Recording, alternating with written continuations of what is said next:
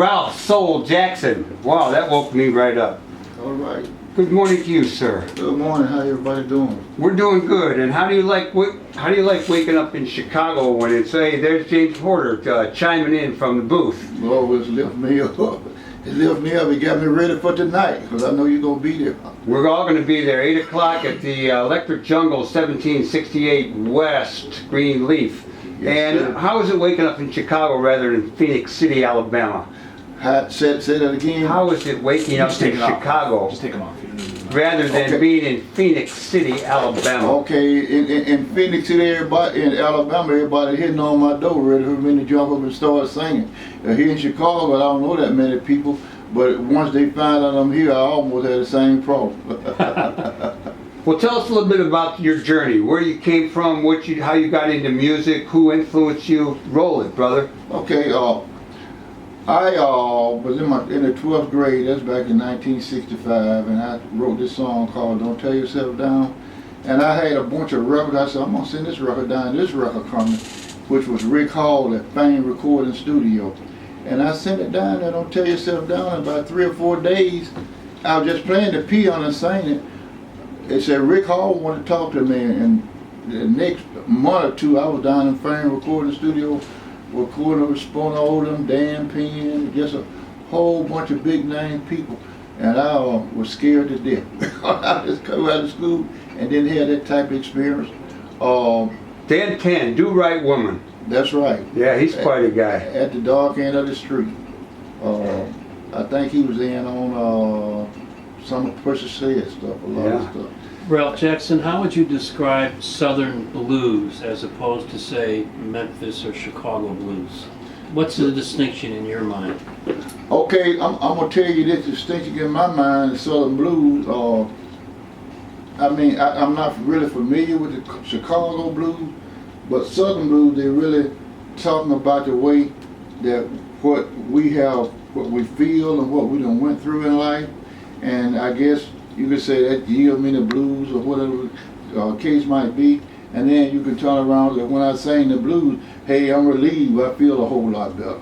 I want them sharing my story with everybody, per se, with the words of my songs and my expression singing.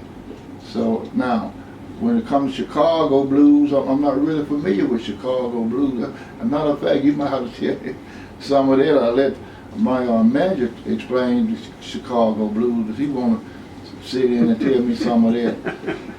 Well, I would just add to that I think Spooner Oldham said at one time that the Southern soul, it's a lot of holding back and a little letting go. Or sorry, the other way around. Okay, a lot of letting go and holding back. Okay. That was John Seba, who is the guy who runs Electric Jungle and is your manager, it turns out. He the one brought me out. Tell us a little bit about the album that he helped you work on.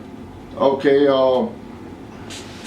and I let him talk a little bit. Okay, he want me to.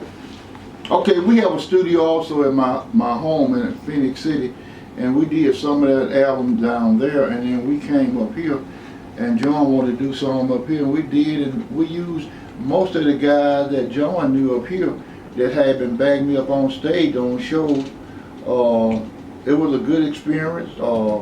Anthony, I can't call Anthony last name. We kind of came down there in March, and you were like, I don't know if you want to come down here in March. And we got all in a big van and drove all down there with all this stuff, and it was like 30 degrees the whole time we were there. No, that was April, and and then I told him not to come, but I'm coming. We got everything, man. It was so cold. So we set up at your house, and it was like a cold snap. A couple of people got a little sick, but we got everything done. We, picked up a few of your friends who play with you at home, and some of the friends that play with you up here, and kind of just made a record. Recorded most of it down there, finished it up here. Yeah. How did you guys meet? Oh boy, you know what? Now that's a good question because That's why I asked. he contacted me. He was over in Birmingham, Alabama. I had been doing a lot of work and the sound of Birmingham studio with Frederick Knight, Roscoe Robson, some long older musicians. And I had left this song there called Please Set Me Free. And John went in, he might pick up from here. He went in, all I know, I got this guy by the name of John Seba calling me, want to get into me about my song. I said, oh, it's just so crank. But anyway, I wound up meeting him over in Montgomery, Alabama, which is about 100 miles from Birmingham, because Birmingham was so big, I didn't know where to meet him. So I asked him, would you meet me in Montgomery? So we set up a place to meet 80 miles down the road in Montgomery. And sure enough, there's John Siebel. And from there, we just kept corresponding and recording and doing different things. I think he was buying records or something like that. But anyway, my record was in the mix. He wanted my record. And I mean, he's just a great manager, and I'm gonna be frank and tell you the truth. I never had did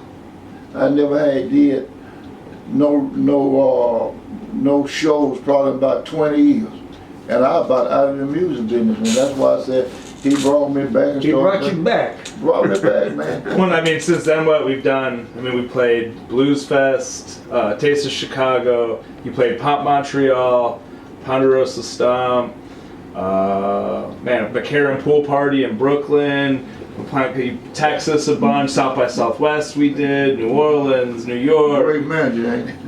So let's hear a little bit more music. This is Jambalaya, another one I pulled out of the vault. This is from the first session you cut at Muscle Shoals, right? Back in '65. With Rick Hall. They chose this, on that record, they chose this as the single, right? That's right. That's what they want to be the hit, Jambalaya.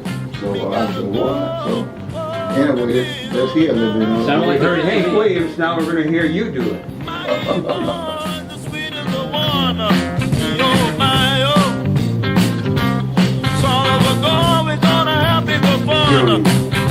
So you were telling us a little bit about who that guitar player was in that piece. One of the greatest in the South. Joe South? Joe South. Rick Hall introduced me to Joe South, and I'm like, okay, Mr. South. But then it was after the fact, after recording, I realized how big he was. And I said, hey, I'm down here with all these big, great musicians. Now, what is this place? Muscle Shoals about big as the smallest town in the United States, and coming out with all these. And after I got down there, I'm finding out they recording. I'm in the same studio with Aretha Franklin, with Johnny Taylor. I mean, it was just out of Jimmy Hughes. I mean, it was just bone chilling to me. I didn't know why I was there. When you're sitting back and relaxing, who do you listen to? You want to know the truth? Yeah. Yourself. I just said Ralph Soul Jackson, but but my favorite is Aretha Franklin. How about that? I love Aretha. I love Brooke Ben. I love older musicians. Oh, and Jackie Wilson. You will never forget Jackie Wilson. And those are the musicians that I listen to. Now my songs are based on love. I don't write no songs about what we gonna do tonight when we leave the party and all that old getting in the bed stuff. I don't like that. I sing about love, how good you've been to me, and what I would love to be about. I sing about what I done seen happen to people for getting their heart broken, stuff like that. So if I see somebody getting their heart broken, then I put turn the whole song around like it's happening to me. Are you a family man? I am. Somewhat. I mean, I said somewhat because I know that feeling. my kids are grown now, Yeah. and really not married. Do they play music?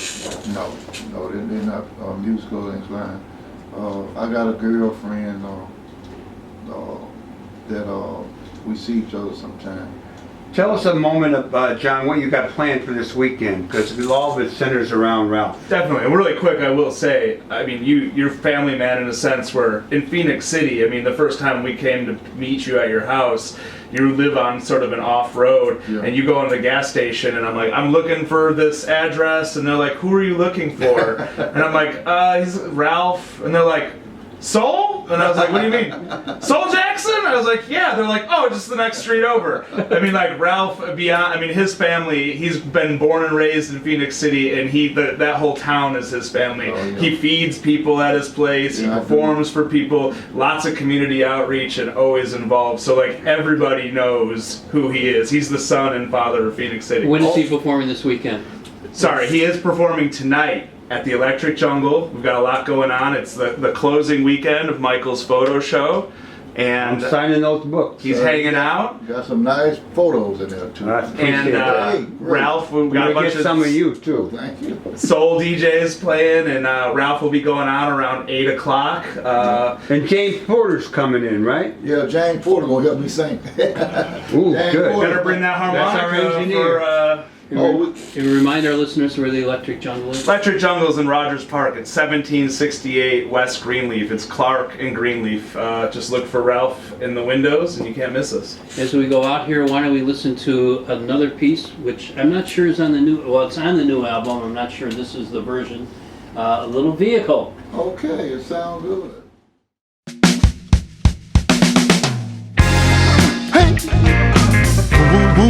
Be what you wanna be. Next week we are going to have Charlie Wilson, a soul singer, and Malie Garcia and someone else from the Heartland Alliance talking about the immigrant homes in Rogers Park. We want to thank our music producer, Lynn Norman Weiss, along with our engineer, James Porter. Please, everyone, and our videographer, Coco, thank you so much for coming back to school this semester, Coco. We love you. So, please, listeners, do good in the world. The world needs It's all the good that we do. All power to the people. Take it away.